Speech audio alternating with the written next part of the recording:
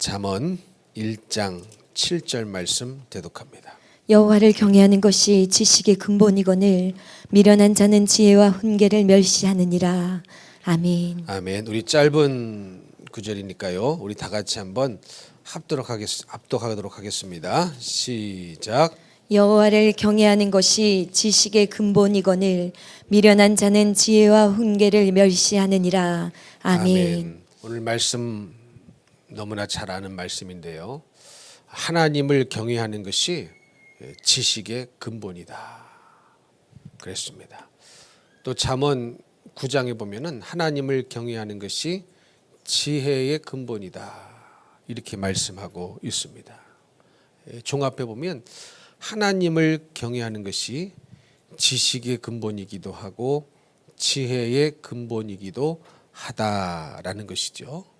이 말씀은 달리 표현하자면 모든 지식과 지혜의 시작이 하나님을 경외하는 마음으로부터 시작이 되어야 비로소 그 지식, 그 지혜, 그 생각이 온전한 지식이요, 온전한 지혜요, 온전한 생각이 될 수가 있는 것입니다.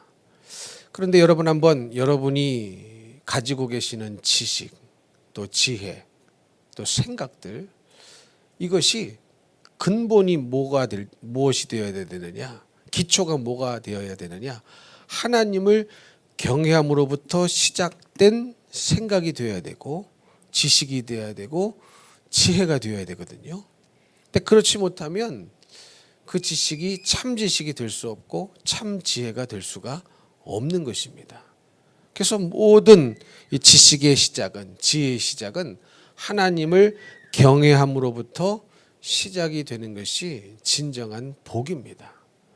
근데 많은 사람들은 자기가 이런 지식, 이런 지혜, 이런 생각이 지혜라고 여기고 이런 생각이 참 좋은 지식, 참 지식이라고 여기는데 사실 그 수많은 지식과 지혜와 생각 중에 하나님을 빼버린 지식, 하나님이 없는 지혜, 하나님을 경외하지 않는 생각들이 참으로 많이 있습니다. 그것이 우리들이 가지고 있는 중요한 죄악 중에 하나죠.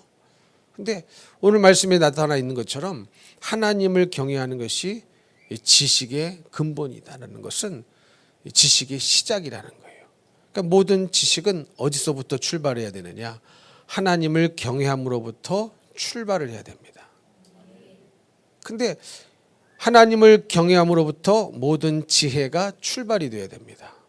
그리고 하나님을 경외함으로부터 우리의 모든 생각이 출발이 되어야 복인데 하나님을 경외함으로부터 시작된 지식, 지혜, 생각이 아니고 물질을 경외한다거나 세상을 경외한다거나 다른 것들을 염두에 두고 시작된 지식과 지혜와 생각들은 결국은 우리를 망하게 합니다.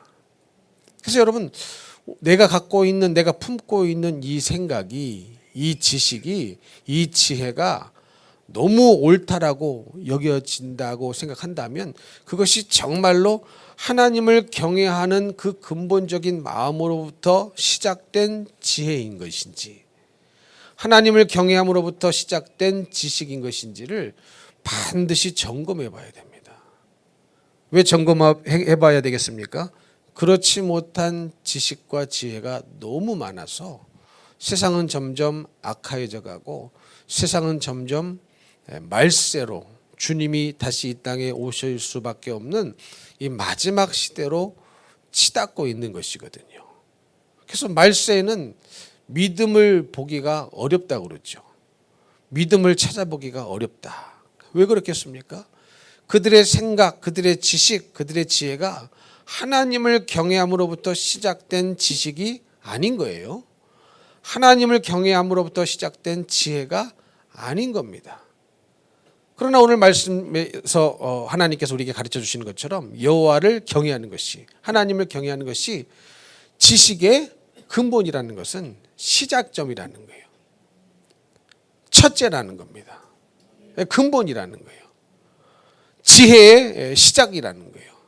그러니까 모든 지혜는 하나님을 경외함을 빼버린 지혜는 가짜 지혜입니다.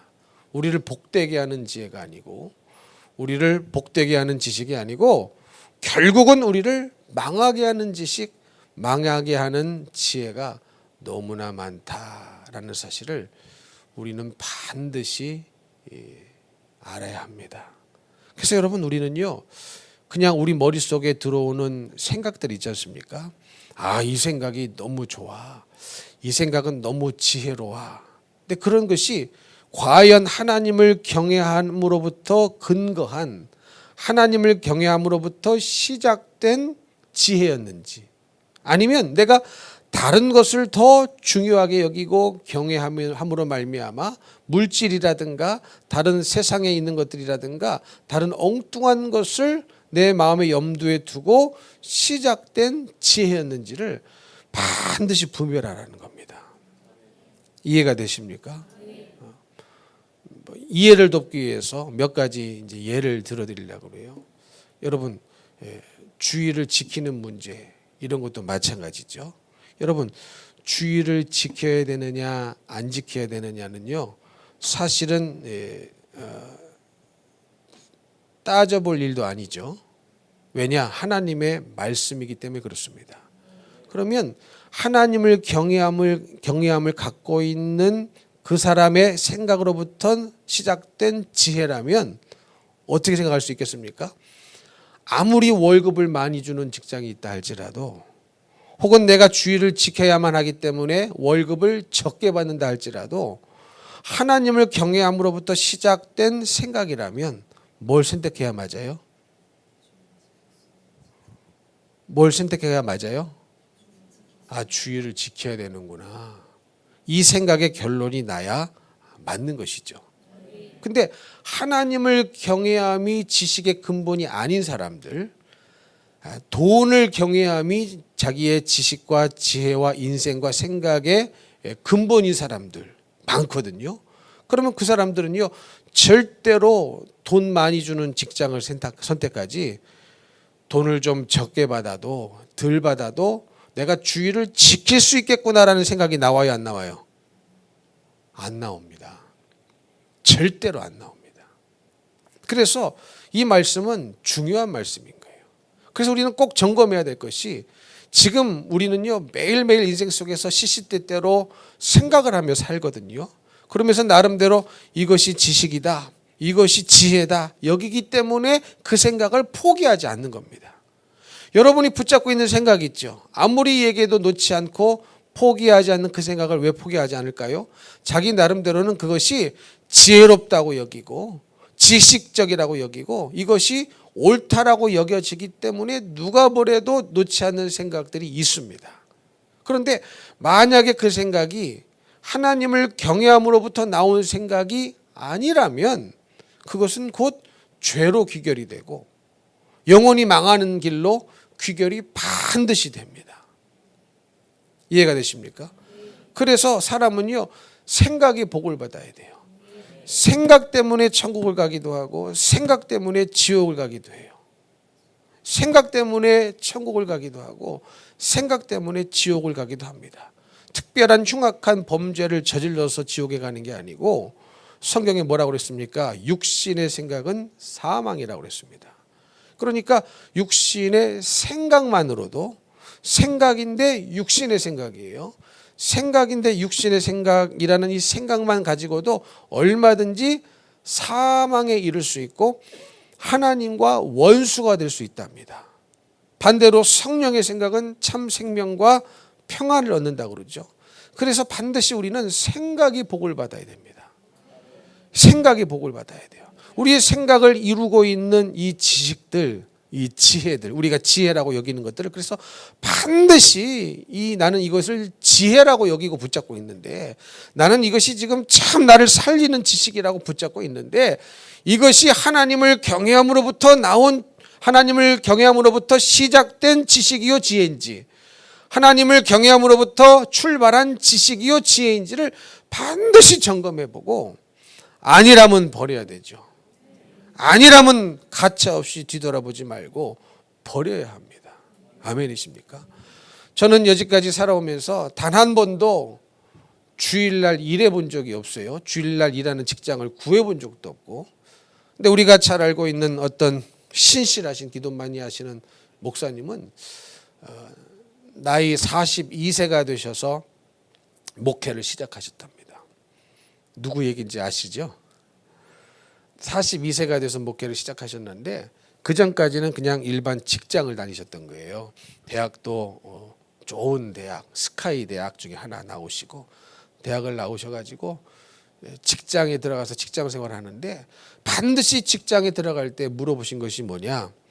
주일을 쉽니까? 일합니까? 이거를 물어보셨답니다. 그러니까 돈을 얼마나 줍니까? 이게 아닌 거예요. 그러면 그 생각은 어디서부터 나왔을까요? 여러분 보통 직장을 구하면 여러분 뭐부터 물어봐요? 연봉 얼마예요? 그렇지 않아요? 아니 사역자들도요. 사례비 얼마 줘요? 그런 사람은 안 뽑아요. 안 뽑아요. 돈 많이 주는 딴 데 가라고. 아니 그러고 물어보는 사람은 뽑지도 않습니다. 여러분 돈 따라가면 어떡하겠습니까? 사역자가. 이해가 되십니까? 그런 사람은 뽑지도 않아요.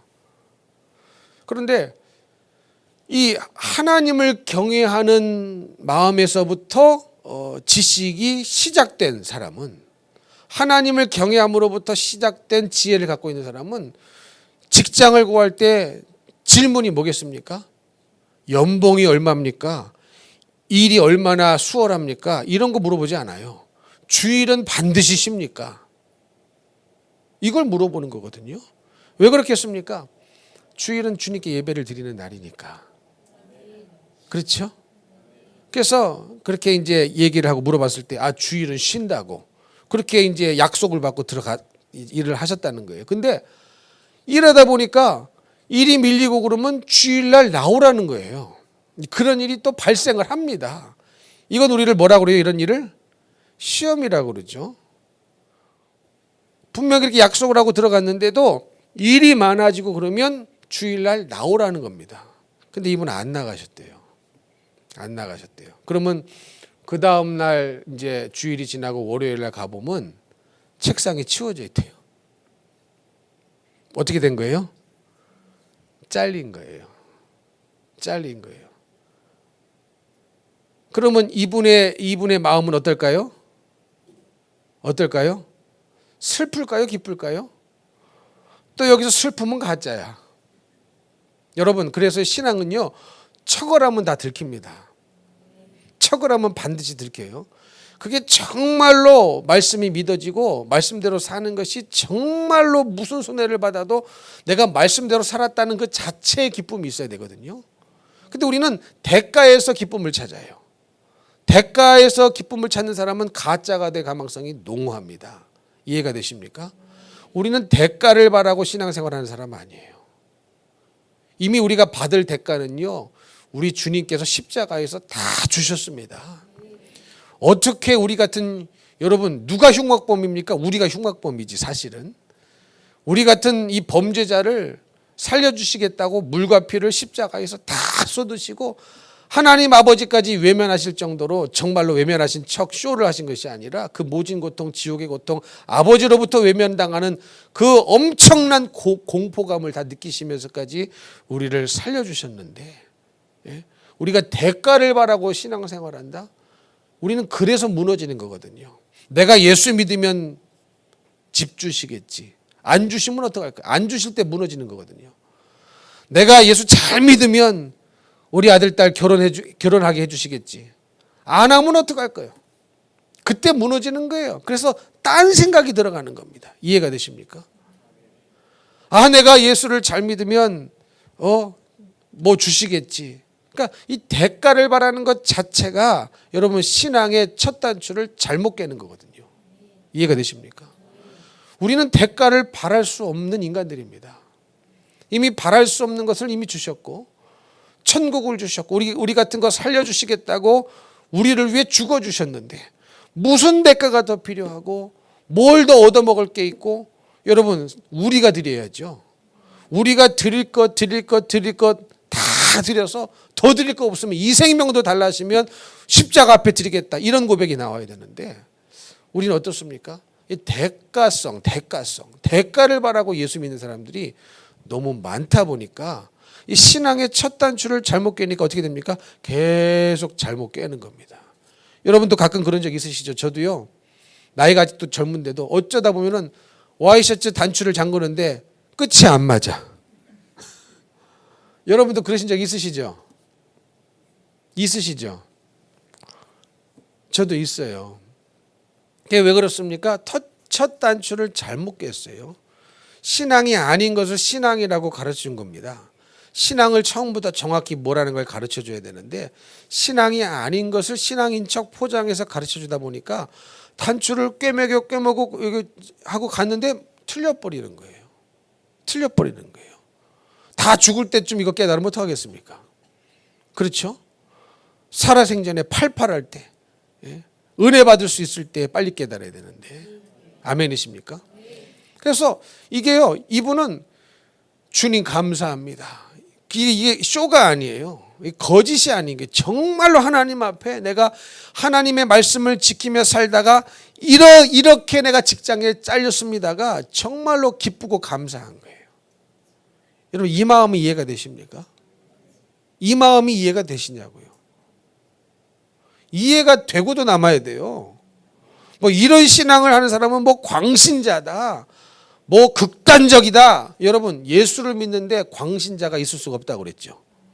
근데 우리는요. 조금만 매일 교회 와서 기도하면 광신자라고 그래요. 주님께 조금만 뭐 남보다 좀 더 바치면 광신자라고 그럽니다. 여러분 근데 누가 바울더러 광신자라고 하는 사람 어디 있어요? 근데 만약에 우리 중에 바울과 같이 하나님을 섬기는 자가 나타났다고 칩시다.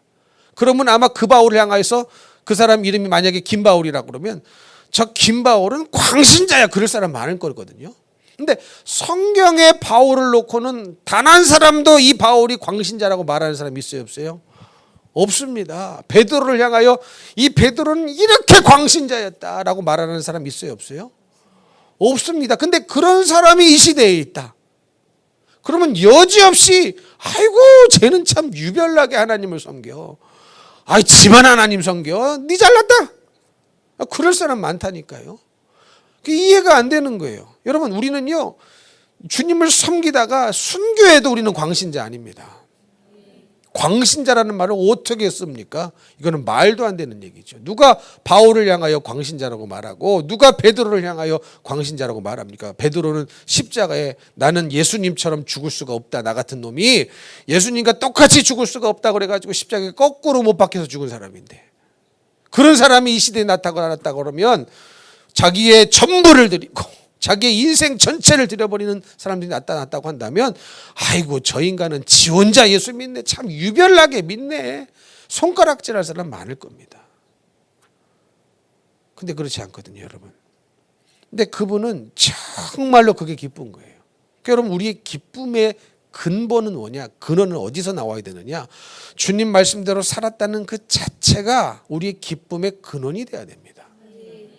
근데 우리는 어디다 둬요? 기쁨의 근원을 대가에 둔단 말이죠. 항상 떡고물에 둔단 말이죠.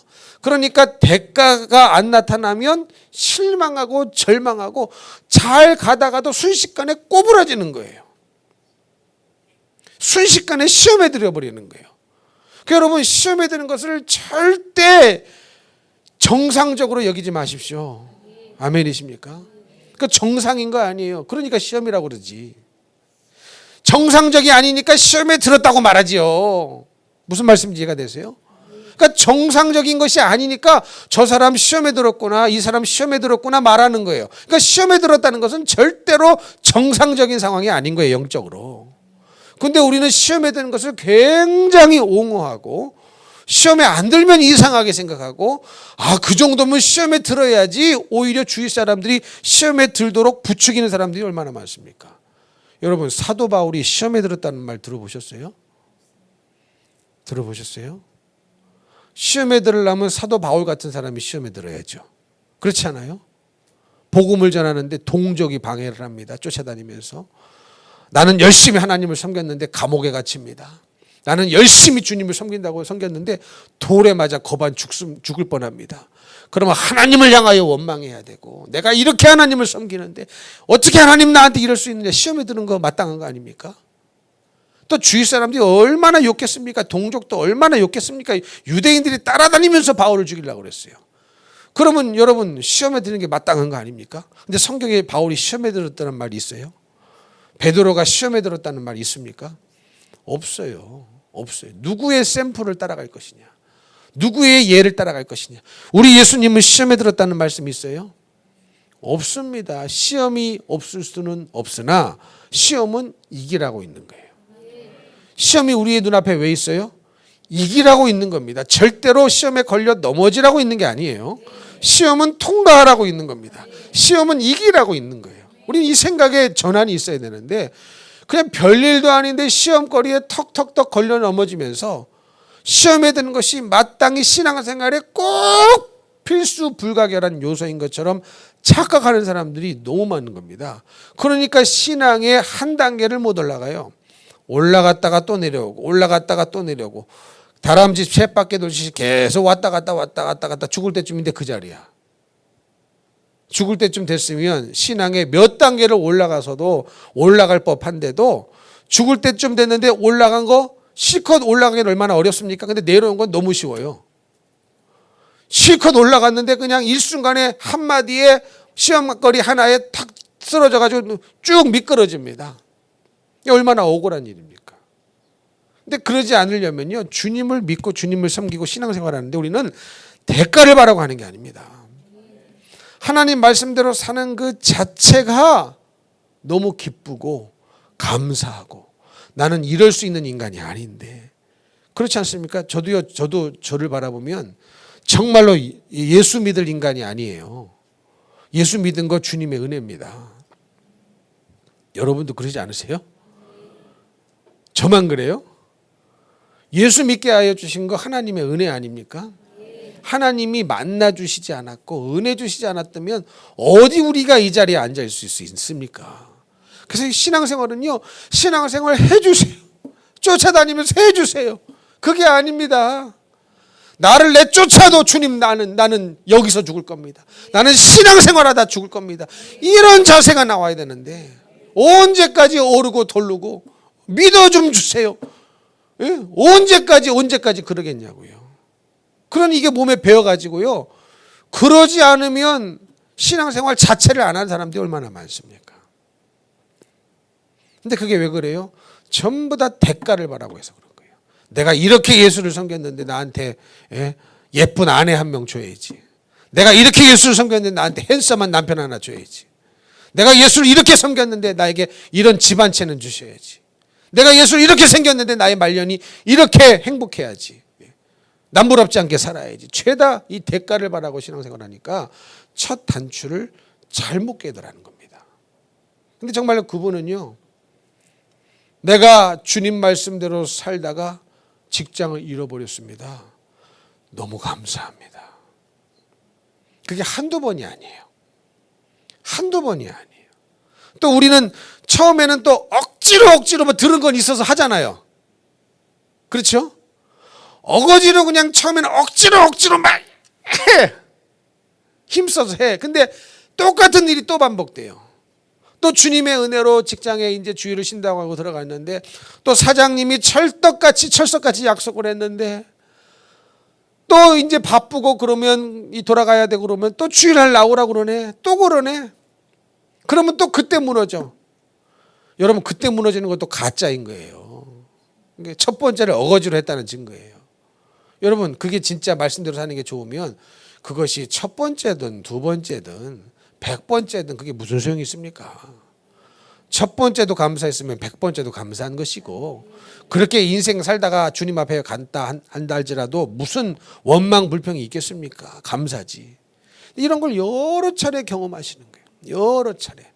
그러니까 급기야 하나님이 최고로 큰 교회를 주시면서 최고로 많은 영혼들을 맡겨주시면서 하나님이 귀하게 쓰시는 것 아니겠습니까?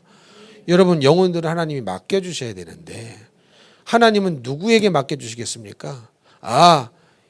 이 사람에게 맡기면, 이 종에게 맡기면 반드시 성도들을 말씀대로 가르칠 사람이야. 이게 믿어져야죠. 아멘이십니까? 자기 인기 얻고자 말씀을 왜곡시키고 자기 인기 얻고자 자기 마음대로 가르치는 사람에게 영혼을 맡기겠습니까? 맡기지 않아요. 마귀는 그렇게 해서 맡겨요. 마귀는 자꾸 그런 곳으로 가라고 맡깁니다. 마귀는 그렇게 맡겨요. 근데 하나님은 절대로 그러신 법이 없습니다. 아멘이십니까? 왜? 말씀이 진리거든요. 진리는 생명이거든요. 그러니까 진리로 살아야 영생이 있는 거예요. 진리로 안 사는데 무슨 영생이 있습니까? 진리로 살아야 영생인 거예요. 가짜 진리로 살면 타협하면 영생이 절대로 없습니다. 그래서 여러분 우리는요, 이것이 한 가지 예지만 정말로 내가 철석같이 붙잡고 있는 이 지식과 내 딴에는 이것이 참 지식이다, 너무나 좋은 지식이다, 혹은 이것이야말로 너무나 좋은 지혜다라고 붙잡고 있는 그 생각이 하나님을 경외함으로부터 출발한 지식이었나, 하나님을 경외함으로부터 출발한 지혜였나를 반드시 분별해야 되는 겁니다. 그러지 않으면 시작부터 잘못돼요. 시작부터 단추가 어긋나 버리더라라는 것입니다. 여러분, 제가 설교 때 자주 말씀드렸지만 마지막 시대는요, 진리의 싸움이라고 그랬어요. 진리의 싸움입니다. 누가 정말로 진리를 붙잡고 있느냐, 진리인 것 같지만 거짓을 붙잡고 있느냐의 영적인 전쟁과 싸움이 마지막 시대에는 있습니다. 그러면 진짜인 것 같지만 가짜처럼 여기면서 그것을 붙잡게 만드는 그놈은 누구겠습니까? 마귀 역사겠죠. 마귀 역사겠죠. 근데 마귀 역사가 광명의 천사로 가장을 하기 때문에 거기 전부 다 속아 넘어가요. 다 속아 넘어가요. 그것이 살 길인 줄 알고, 그것이 빛인 줄 알고 잘못 붙잡았다가 썩은 동아줄 붙잡고 지옥으로 떨어져 나가는 사람들이 얼마나 많으냐는 거죠. 그래서 여러분, 우리는 반드시 우리의 지식이 복을 받아야 되고, 우리의 지혜가 복을 받아야 되고, 우리의 생각이 복을 받아야 될 줄로 믿습니다. 할렐루야. 그래서 여러분, 반드시 내가 붙잡고 있는 이 생각이 내가 지혜라고 붙잡고 있는데, 내가 지식이라고 붙잡고 있는데, 이것이 하나님을 경외하는 마음으로부터 출발한 지식이었고 지혜였나를 반드시 점검하십시오. 그게 아니라면 주님이 못 씁니다. 버려버립니다. 하나님을 경외하는 마음으로부터 출발한 지식과 지혜를 붙잡고 있어야 하나님이 끝까지 사용하신다는 사실을 여러분 잊지 마시기 바랍니다. 아멘. 예, 이 말씀을 바탕으로 해서 오늘은 특별히 제가 나라를 위한 기도의 제목을 좀 말씀을 드리고, 오늘은 나라를 위한 기도를 드리기를 원합니다. 여러분, 제가 종종 말씀드렸지만요, 하나님의 통치가 미치지 말아야 될 영역은 이 지구상에 단 한 평도 없습니다. 이해가 되시죠? 하나님이 포기하신다거나 하나님이 통치하지 않으셔도 되는 영역이 이 지구상에는 단 한 평도 없어요. 이해가 되시죠? 이 말씀을 드리는 이유가 뭡니까? 사람들은요, 목사가 설교 때 정치 얘기를 하면 틀렸다고 얘기하더라고요. 근데 여러분 한번 생각해 보세요. 정치가 얼마나 중요합니까? 하나님은 정치 영역을 빼셔야 합니까? 정치의 영역은 통치하지 말아야 할 영역입니까? 그렇지 않죠? 왜 그렇습니까? 여러분, 이 정치의 형태가 어떠냐에 따라서 교회가 말살을 당하기도 하고 교회가 왕성하기도 하거든요. 저 공산주의 사회주의 보십시오. 공산주의 사회주의의 정치 형태가 완전히 우리 가까이 있는 북한도 마찬가지죠. 김일성 주체 사상이라는 이 정치 형태를 가지고 있는 나라이기 때문에 그 땅은 지금 어둠으로 뒤덮여 있습니다. 뒤덮여 있어요. 근데 안타까운 것은 이 땅의 교회들인데, 이 땅의 목사들인데 그런 사상을 옹호하는 사람들이 많이 있다는 겁니다. 너무나 많이 있다는 거예요. 그러면 교회 목사가 정치 얘기를 해야 맞아요? 안 해야 맞아요? 해야 맞는 거예요. 왜 이게 얼마나 중요한데요? 얼마나 중요한데요? 목사가 사회 얘기를 하지 말아야 됩니까? 이게 다 신앙과 연결이 되어 있어요. 교회의 존폐와 연결이 되어 있습니다. 하나님을 경외하느냐 마느냐와 연결이 되어 있단 말이죠. 근데 많은 사람들은 마치 그것이 맞는 것처럼 목사님 정치 얘기해서 나는 교회를 떠난다. 그런 사람들도 있어요. 여러분 정치가 얼마나 중요한데요. 만약에 여러분 우리가 북한 같은 나라에 있다고 칩시다. 여러분 우리가 이렇게 예배 드릴 수 있을 것 같습니까? 절대로 없어요. 지금 여러분 뭐 하고 계셔야 돼요?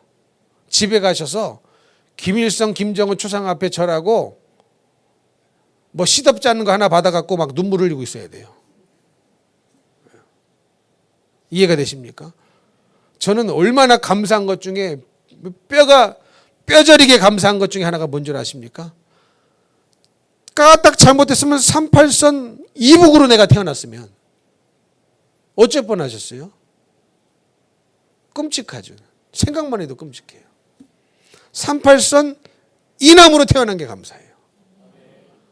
제가 태어날 쯤에 우리 어머니가 38선 이남에 계셨다는 게 감사한 거예요. 이 북에 계셨어 봐. 그럼 지금 저 뭐 하고 있어야 돼요? 뼈짝 말라가지고 이렇게. 생각만 해도 끔찍합니다. 정말로. 근데 정말로 생각하면 생각할수록 감사한 거예요. 그러니 이렇게 예수를 믿었죠. 여러분 너무 감사하지 않습니까? 근데 이게 정치 형태가 잘못되면 어떻게 돼요? 예수 못 믿어요.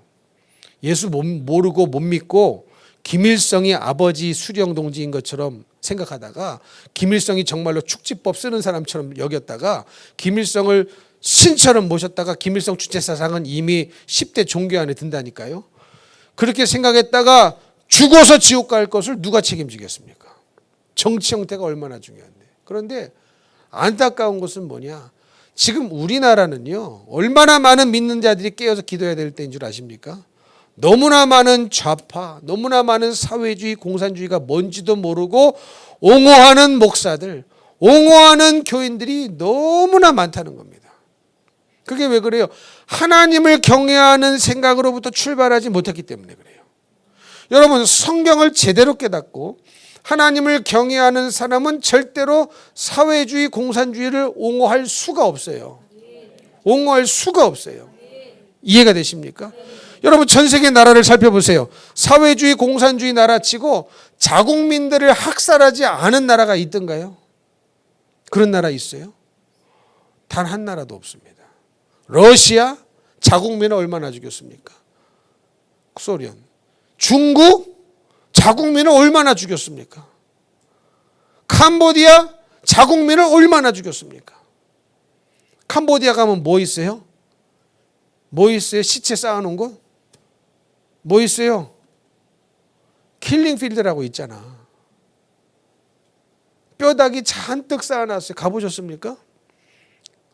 폴포 정부가요, 이 공산주의 폴포 정부가 사회주의 폴포시 인구의 4분의 1인가를 죽였어요. 안경 쓴 사람 다 죽였어요. 저는 그것도 감사해. 제가 캄보디아에 그 시대에 태어났으면 제일 먼저 죽어야 될 인간이 저예요. 지식인이라고 죽인 거예요. 손 만져봐가지고 반들반들하면 죽였어요. 저도 제 손이 얼마나 반들반들합니까? 그곳에서 그 시대에 태어났으면요 1순위로 죽임을 당해야 됩니다. 인구 4분의 1인가를 죽여버렸어요. 양민을 학살한 거예요. 자국민을 학살한 거예요. 북한은 안 그렇습니까? 근데 여러분 이거를 옹호한다는 게 이게 제정신 같고 그러니까 예수가 없다 할지라도 생각만 제정신이 바뀌고 논리적으로 양심적으로만 생각할 수 있어도 그런 정치 형태를 정부를 옹호한다는 것이 이게 가당하기는 하냐고요, 여러분. 가당하기는 합니까? 근데 그거 왜 옹호하는 줄 알아요? 자기는 노력을 하나도 안 하고 부자들 거 뺏어서 나 준다니까 좋아하는 거예요. 아니 이게 올바른 생각이냐고요. 물론 부자들 중에 악질적으로 해서 모은 사람들도 있겠죠. 그러나 다 그런 건 아니에요. 다 그런 건 아니에요. 그리고 가난한 사람 남들 열심히 일할 때 게을러 터져가지고 가난한 사람 많거든요. 이해가 되십니까? 남들 열심히 공부해가지고 정규직도 아무나 됩니까? 자기가 열심히 공부해서 대학 가고 열심히 공부해서 시험 합격하고 그렇게 해서 정규직 되는 거 아니에요? 놀고 먹고서 누가 정규직이 됩니까? 근데 이게 시기 질투가 나가지고 자기는 하나도 노력 안 하고 공부할 때 안 하고 정규직이 아닌데 똑같게 해달라, 이게 말이 돼요? 그게 천국이냐고. 그런 사람이 만약에 천국 가면요, 하늘나라 가서도 데모할 거예요. 노조위원장 돼가지고. 아니, 하나님하고 나하고 다른 게 뭐냐고. 아니, 저 베드로는 왜 하나님 근처에 저렇게 살고 나는 왜 저렇게 저기 개털모자 쓰고 사냐고 막 따질 사람이에요. 그래가지고 막 안드로메다 위성 어디에다가 노조 차려가지고 노조 활동하면서 자기는 황제 노정하면서 그럴 사람들이라니까요. 이게 말이 됩니까? 이게 말이 됩니까? 여러분, 너하고 나하고 똑같자가 평등이 아니에요. 이해가 되십니까? 노력한 만큼 주는 게 평등이지. 아멘이십니까? 그러니까 예수를 제대로 믿으면 도저히 사회주의, 공산주의 생각을 할 수가 있어요, 없어요? 없습니다. 근데 지난 정부가, 여러분, 이제 정부가 바뀌어서 드러나는 일들을 속속들이 하나둘씩 드러나는 것을 보니까 제가 너무 속이 터져요, 정말로. 근데 더 속이 터지는 게 뭔 줄 아세요? 국민들이 너무나 모르고 여전히 옹호하고 있다는 게 더 속이 터져요. 아니, 몰라도 이렇게 모르고, 이건 완전히, 그러니까 이거는 마귀 역사인 거예요, 사실은. 어둠의 영에 완전히 사로잡혀서 이게 보여지지가 않는 거예요. 이게 몰라서 그러는 거거든요. 몰라서. 여러분, 영적으로 생각해 보시라고 그랬죠. 대통령으로서 여러분, 왜 자살을 합니까? 죄가 없는데 왜 자살을 해요? 그렇지 않아요? 내가 성추행을 안 했는데 왜 자살을 해요? 이거 너무 뻔한 거 아니에요? 이거 이해가 안 돼서 막 시간표 짜놓고 수업해 드려야 돼요? 막 설명해 줘야 될 문제예요? 죄가 없으면 자살할 이유가 없어요. 왜? 아무리 치고 들어와도 죄가 없는데 뭘 증거, 우리나라는 증거가 있어야 되는데, 재판을 하려면 증거 제일주의 아닙니까? 증거가 있어야 되는데 죄를 안 졌는데 증거가 어디 있어요? 죄를 안 졌으면 자살을 왜 합니까? 그러니까 자살을 했다는 것 자체가 죄를 인정하는 거예요. 근데 이 나라가 어떻게 됐는지 자살을 하면 영웅시를 해요. 이거 완전히 마귀 역사입니다. 마귀 역사예요. 그리고 영적으로 여러분 보세요. 죄를 책임지는 게 잘하는 것이지. 감옥에 간다 할지라도, 벌금을 문다 할지라도 죄를 책임을 져주는 게 믿을 사람이고, 그게 잘하는 사람이지. 죄 책임을 안 지겠다고 나도 죽고 자살로 인생을 마무리해버리면 그건 영적으로는 지옥 가는 거거든요. 그러면 영적으로 지옥 가는 사람을 가슴에 기리고 새기고 추앙하고 숭배하면서 노란 배지를 달고 다녀. 이게 맞는 얘기냐고. 이게 영적으로 생각하셔야죠. 이해가 되십니까? 그러니까 이거를 못 깨달는, 너무나 뻔한 얘기인데도 못 깨닫는 사람들이 너무나 많다는 것이 저는 저에게 깊은 슬픔과 깊은 아픔과 기도의 제목이 생겨나는 거예요. 그러니까 여러분, 옛날에는요, 기도원들이 다 구국기도원이었어요. 구국기도원이었어요. 반드시 나라를 위해서 기도하셔야 됩니다. 그냥 지금 내 문제, 내 자식, 내 딸, 내 아들, 그것만 내 기도하지 마시고 여러분, 나라를 위해 기도하셔요. 그리고 이 나라를 위해 내 아들이 어떻게 주님 앞에 쓰여질까 생각해야지. 그냥 여기에 깨작 그리고는 여러분, 이 믿음이 크질 않습니다. 믿음이 성장하질 않아요. 우리나라에 지금 심각합니다. 너무너무 심각해요. 너무너무 심각합니다. 최근에 여러분 어떤 일이 있었습니까? 탈북 어부를 강제 북송하는 일이 있었어요. 최근에 일이 아니라 2019년도에 있었던 일인 것 같아요. 어부들이 탈북을 했는데 정부에서 서둘러 다시 북송을 해버렸습니다. 근데 지난 정부에서는 이게 안 나타나다가 정부가 바뀌니까 그 당시 사진이 공개가 됐어요. 아마 보신 분도 있을 겁니다. 이 가면을, 이 복면을 씌우고 어디로 데려갔어요? 어디로 데려갔어요? 그 뭐라 그러죠 이거? 예, 판문점, 이게 이제 건너가면 북한인 거예요. 거기에는 북한 병사가 기다리고 있고, 실제로 미군이나 군인들이 이거를 하지 않겠다고 거절하니까 관계도 없는 경찰들을 사복을 입혀서 그 일을 시킨 거예요. 이 경찰들입니다. 그 사람들. 경찰들이 개입할 일이 아니거든요. 이거는. 이해가 되십니까? 미군이 개입을 해야 되고 군인들이 개입을 해야 되는데 그들이 거절을 했어요. 그런데 그러니까 경찰들을 이제 경찰복 입고 다니면 티나니까 사복을 입혀가지고 넘기는데 그들이 안 가려고 거부하는 이 공포에 질린 사진들이 나왔습니다. 근데 여러분 모르는 분들은요 이렇게 생각할 수 있어요. 그들이 뭐 16명을 죽이고 왔기 때문에 북한에 넘겨줬다 이렇게 주장을 합니다. 16명을 북한의 어부가 16명을 죽이고 넘어왔기 때문에 다시 북한으로 돌려줬다 넘겨줬다 이렇게 얘기를 합니다. 그런데 여러분 16명을 죽였든 100명을 죽였든 대한민국 영토에 들어왔으면 대한민국이 수사를 하고 처벌해야 되는 것이 헌법인 거예요. 그게 법입니다. 이해가 되십니까? 그래서 여러분들이 알아야 돼요. 모르면 감성팔이에 당해요. 여러분 마귀가 잘하는 게 감성팔이입니다. 무슨 말인지 이해가 되세요? 감성팔이를 잘해요. 더군다나 한국 사람은 감성팔이에 더 잘 당합니다. 그냥 합리적인 생각을 잘 못해요. 감성을 건드리면 다 무너져 버립니다. 그거 언제 우리가 그거 경험했습니까? 광우병 파동. 여러분 어때요? 소 잡아먹고 미국 소 먹고 광우병에 걸렸다는 사람 있어요 없어요? 근데 왜 그때 광화문 왜 나가셨어요? 나가셨던 분 한번 손 들어보세요. 없으세요? 그 당시 왜 많은 사람들이 광화문에 나가가지고 데모한 겁니까? 감성팔이에 속은 거예요. 야, 이런 소를 우리에게 팔아먹으면 우리 자녀들이 다 광우병 걸리는 거 아니냐? 이 논리적인 사고를 못해요. 여러분 만약에 미국이라는 나라가 소를 머리부터 꼬리까지 수출해서 받아 먹는 나라가 전 세계 100개국도 넘는데 그중에 미국산 소를 먹고 광우병 환자가 한 사람만 나타나도 모든 미국산 소의 수출길이 막히지 않겠습니까?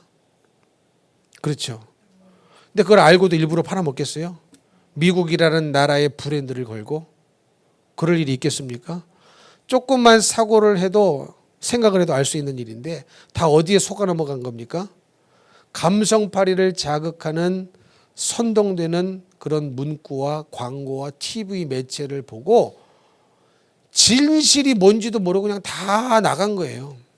막 유모차 끌고 나가고 이 감성팔이. 근데 그럴듯하죠. 16명이나 죽이고 왔기 때문에 그랬다. 근데 여러분 범죄인 인도 차원에서 북송했다. 근데 여러분 이거 16명을 정말로 죽였는지 안 죽였는지 그거 수사해 봐야 아는 거예요. 이해가 되세요? 북한이 얘기한 얘기입니다. 그러니까 설령 그런 일이 있었다 할지라도 넘어온 이상 어떻게 해야 돼요? 우리나라에서 수사를 하고 처벌을 해야 되는 것이 법이고. 근데 정말로 16명을 죽였는지 안 죽였는지 알 수가 없어요. 그래서 뭘 해야 되는 거예요? 수사를 해봐야 되는 거예요. 이들이 김정은 체제를 항명하다가 넘어온 것인지 살 길이 막막해서 넘어온 것인지 아무도 모릅니다. 북한이 그렇게 얘기했기 때문에 그냥 그렇게 하고 서둘러 그들을 돌려보낸 겁니다. 이해가 되십니까? 근데 범죄인 인도 차원에서 북송을 했다고 하는데 여러분 북한은 국가가 아닙니다. 대한민국 헌법상 북한 지역은요 대한민국 영토로 되어 있고 북한은 반국가 단체인 거예요. 그래서 북한을 국가로 인정하는 순간 통일을 할 수가 없어요. 왜? 어떻게 해요? 다른 나라끼리 어떻게 통일을 합니까? 그렇죠. 통일은 같은 나라이기 때문에 가능한 거예요. 통일이라는 말 자체는 나라가 같기 때문에 통일을 하는 거예요. 어떻게 우리하고 일본하고 통일해요? 이쪽은 잘 모르시네. 우리하고 미국하고 통일할까요? 우리하고 필리핀하고 통일할까요? 나라가 다른 나라이기 때문에 통일할 수가 없어요. 근데 북한을 한 국가로 인정하는 순간 통일은 물 건너가는 겁니다. 나라가 다른 나라인데 무슨 통일이 있어요? 범죄인 인도 조약을 맺은 사실도 없어요. 이해가 되십니까? 게다가 왜 탈북을 했는지도 모르고 그들이 주장하는 말만 듣고 배까지 깨끗이 청소가 되어 있습니다. 조사 자체를 안 했는데 이들이 살인범인지 아닌지를 알 수가 있어요, 없어요? 없는데 그 당시 문재인 대통령이 하려고 했던 일에 이것이 걸림돌이 되니까 서둘러서 어떻게 한 거예요? 북송을 시켜버린 거예요. 이해가 되십니까? 서둘러서 김정은이를 초청하려고. 이게 이슈가 되면 초청하다는 말도 못하고 오지도 않을 거기 때문에 그런다고 오지도 않았어요. 근데 이 일이 빌미거리가 안 되려고 서둘러 이들을 다시 그렇게 안 넘어가려고 절망 속에서 공포 속에서 했던 그 사람들을 넘겨서 보내버렸습니다. 그리고 그들은 죽었습니다. 죽었어요. 근데 그런 일을 한 사람이 누구예요? 인권 변호사입니다. 인권 변호사. 누굽니까? 문재인 대통령. 인권 변호사. 여러분 이런 일은요 절대로 대통령 결재가 없으면 이루어질 수가 없는 일입니다. 그 너무 이것도 뻔한 얘기 아니에요? 나는 모릅니다. 이게 되는 거예요, 이게? 이렇게 중요한 이슈가? 그래요? 이해가 되십니까?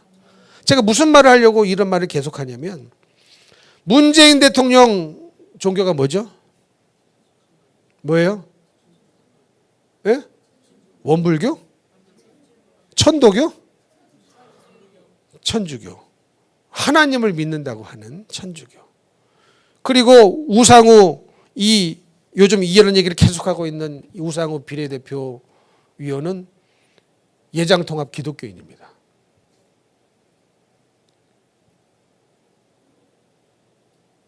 인권이 있어요, 정말로? 인권 하는데 그 사람들은 넘어가면 죽는다는 거 이들이 몰랐을까요? 모르고 한 겁니까? 뻔히 알고 있었어요. 그러나 자기 자신들의 정치적인 이득을 위하여 그 사람들을 희생시킨 겁니다. 근데 인권이에요. 근데 기독교인이에요. 근데 하나님을 믿는답니다. 그래서 제가 오늘 본문 말씀을 드린 겁니다. 우리가 갖고 있는 지식과 우리가 갖고 있는 지혜가 하나님을 경외함으로부터 출발하지 않으면 얼마든지 우리는 교회를 다니는데 영적인 괴물이 됩니다. 하나님을 믿는다고 하는데 영적인 괴물이 됩니다. 이해가 되십니까? 믿으시면 아멘. 그래서 정말로 이 지식이, 이 생각이, 이 지혜가, 이 사상이 지금 내가 생명처럼 붙들고 있는 이 생각이 정말로 하나님을 경외함으로부터 온 것인지를 반드시 판단해야 된다는 거예요. 아멘이십니까? 하나님을 경외했다면 여러분 이게 어떻게 돌아가면 뻔히 죽을 줄 알고를 헌법을 어겨가면서 위장을 해가면서 돌려보낼 수 있겠냐고요. 또 서해 공무원 한 명 죽었죠. 그것도 어떻게 몰아갔어요?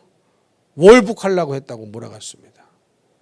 정권이 안 바뀌었으면 그냥 그런 줄 알고 그 형님은 속 터져 죽었을 것 같아요.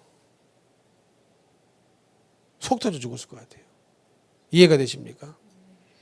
또 여러분 내일 서울시청 광장에서 동성애 퀴어 축제가 있어요. 동성애 퀴어 축제. 민주당의 한 의원은 자기가 대표가 되면 반드시 차별금지법을 통과시킨다고 했습니다. 그런데 그런 정치인들 많은 사람들이 교회 다니는 사람들입니다. 교회 다니는 사람들이에요. 그러면 여러분 성경에 분명히 뭐라고 되어 있어요? 동성애는 성적 지향의 하나입니까? 그런 거예요? 동성애는 천성적이다 맞아요? 아니에요. 동성애는 죄입니다. 동성애는 죄예요. 그러면 정말로 하나님을 경외하는 그 마음으로부터 시작된 지혜와 지식을 갖고 있다면 누가 뭐래도 동성애는 죄입니다.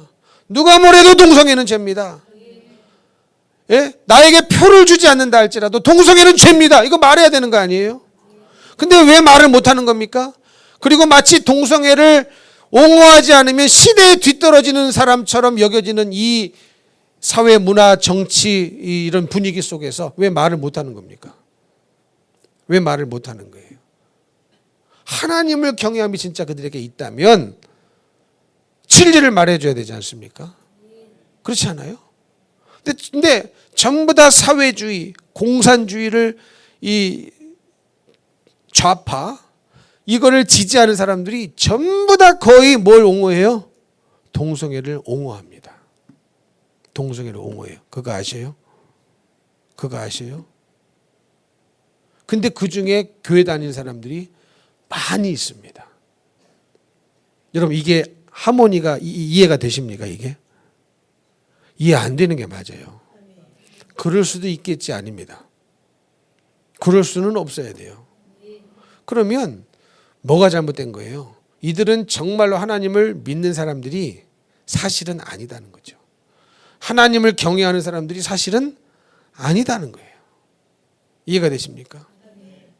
근데 이런 말 하면 공격을 받아요. 공격을 받아요. 집중 언론에 포화를 당합니다. 악성 댓글 달립니다. 말을 못해요. 그래서 가짜가 되는 거예요. 그래서 동성애 옹호자 자기도 모르게 죄인으로 흘러가서 죽어보니 간 곳이 천국이 아니고 지옥일 사람들이 얼마나 많겠습니까? 근데 정말로 그 지식과 지혜가 하나님을 경외함으로 하나님의 말씀을 경외함으로부터 시작된 지식을 내가 갖고 있다. 하나님을 경외함으로부터 시작된 지혜를 정말로 내가 갖고 있다고 한다면 어떻게 동성애를 옹호합니까? 그 퀴어 축제하는 거 혹시 영상 보신 적 있으세요? 보신 분 계세요? 손 들어보세요. 어떻게 볼만 합니까? 이제 이런 거 반대하는 운동을 하시는 분들이 있어요. 귀한 분들이 있어요. 목사님도 계시고 에스더 기도 운동 이용희 교수님도 카톡으로 보내오셨어요. 보면은 이제 동성애 퀴어 축제하는 영상이 있는데 그걸 클릭하고 들어가면은 성인 인증을 해야 그걸 볼 수 있어요. 성인 인증을. 그거 왜 그럴까요? 그만큼 문란하다는 거예요. 성인이 아닌 사람들은 봐서는 안 될 영상물이라고 아예 인증을 하지 않으면 못 보게 되어 있어요. 제가 인증을 하고 봤을까요? 안 봤을까요? 안 가르쳐 드려요. 안 봤어요. 근데 이거를 어디서 해요? 서울시청, 서울 한복판에서 이걸 합니다.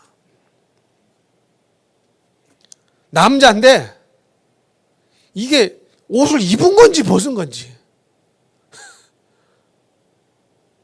보통 속옷은 이렇게 면이 있어야 되잖아. 면이 아니야, 줄이야.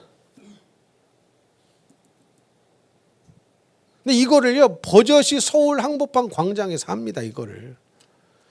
그리고 이거를 안 하는 사람들은, 이거를 뭐 하지 않는 사람들은 완전히 문명에 뒤떨어진 사람처럼 취급을 해버립니다. 근데 거기에 다 당하는 거예요, 사람들이. 그럼 당하는 사람은 그 뭐가 중요한 겁니까? 하나님이 어떻게 생각하시는지가 중요한 게 아니에요. 사람이 나를 어떻게 생각하느냐가 중요한 거예요. 여러분 그것처럼 위험한 거 없거든요. 이해가 되십니까? 내가 하나님 앞에 바로 선다면 누가 욕을 해도 그게 무슨 상관입니까? 그렇지 않아요? 근데 댓글 보고 죽는 사람이 있어. 자살하는 사람이 있어. 댓글 보고 죽는 사람이 있어요. 그것도 참 죄송하지만 너무 약한 사람이에요. 이해가 되세요? 생명이 얼마나 소중한데 자기 생명을 자기가 끊고 지옥으로 가냐고요. 그게 아무리 무슨 말을 들어도 그렇지 않습니까? 내가 잘못해서 들은 말이라면 회개하면 되고, 내가 하지 않은 것을 했다고 하면은 당당하면 되고. 제가 얼마나 당당합니까? 하지 않은 것을 했다고 덤벼도, 한 것을 안 했다고 덤벼도 얼마나 당당합니까? 여러분 그렇잖아요. KTX 열차가 싹 지나가는데 옆에서 강아지가 월 멈춰 그런다고 멈춰요? 안 멈춰요. 도구는 너는 지져라, 나는 간다. 그런 거 아니에요. 그들의 댓글이 정말로 그제가 내 안에 있다면 하나님 앞에 눈물로 철저히 회개하고 새로워질 수 있는 기회가 있는 것이니 감사한 것이고, 내가 하지 않은 것을 했다고 그렇게 몰고 간다면 나는 안 했으니까 너무 자유한 것이고, 여러분 하나님을 믿는 사람은요 이렇게 누가 뭐래도 당당하고요 자신 있는 겁니다. 아니 내가 안 했으면 됐지. 하나님이 속 터지는 것은 생각 안 하고 저 사람이 나를 어떻게 생각하느냐. 그 죄가 내 안에 있다면 그 말을 해줘서 감사하다 깨닫게 해줬으니 내가 회개하고 바뀌면 되는 것이고, 나를 몰라서 얘기했으면 나를 모르네 참 그러고 끝나버리면 되지. 새벽에도 말씀드렸는데 하나님은요 이 세상을 불신자들에게 맡겨주신 사실이 없어요. 소돔과 고모라가 왜 망했죠? 불의한 자가 많아서 망한 겁니까? 의인 5이 없어서 망한 겁니까? 왜 망한 거예요? 불의한 자가 아무리 많아도요 의인 5만 있으면 안 망했습니다. 그러니까 의인이 없어서 망한 거지 불의한 자가 많아서 소돔과 고모라가 망한 게 아니에요. 그러니까 우리나라도 마찬가지예요. 불의한 세력이 아무리 많다고 이 나라가 망하는 게 아닙니다. 의인이 없어서 망하는 거예요. 말씀에 생명을 거는 자가 없어서 망하는 거예요. 외치는 자가 없어서 망하는 거예요. 여러분 우리는 외쳐야 됩니다. 근데 외치면 공격을 받거든요. 외치면 공격을 받아요. 지금은 이렇게 얘기해도 감옥에 안 가고 벌금 안 내죠. 차별금지법 통과돼 보십시오. 이미 유럽의 나라들 차별금지법 통과된 나라 이렇게 설교했다간 벌금형 맞습니다. 또 설교하면 감옥에 갑니다. 그런 날이 우리나라에도 온다니까요. 그러기 전에 정신을 바짝 차리고, 아멘이십니까? 지금 나 혼자만 먹고 살기에 급급한 것이 아니라 내 새끼 이거 아니라 좀 나라를 위해서 걱정하고 염려하고 내 자식이 이 나라를 위해서 좀 쓰임 받을 수 있고 세계적인 인물이 될 수 있도록 기도를 하셔야죠. 예? 이해가 되십니까? 그냥 깨작 여기서 별일도 아닌데 그냥 머리 싸매고 눕고 그냥 그 자식 하나 말씀으로 하나 인도를 못하고, 예? 기도하자 그러면 도망가 버리고, 이게 됩니까 이게? 신앙생활 힘드세요? 우리 주님은요 진짜 더 힘드셨어요. 예? 신앙생활이 힘듭니까? 우리 힘들 만큼 신앙생활을 해본 사실이 없어요.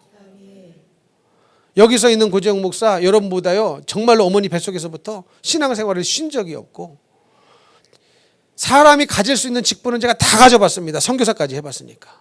선교사 해본 분들은 여기 없잖아요. 예? 교회를 다니면서 해볼 수 있는 맡을 수 있는 직분은 다 맡아봤고요.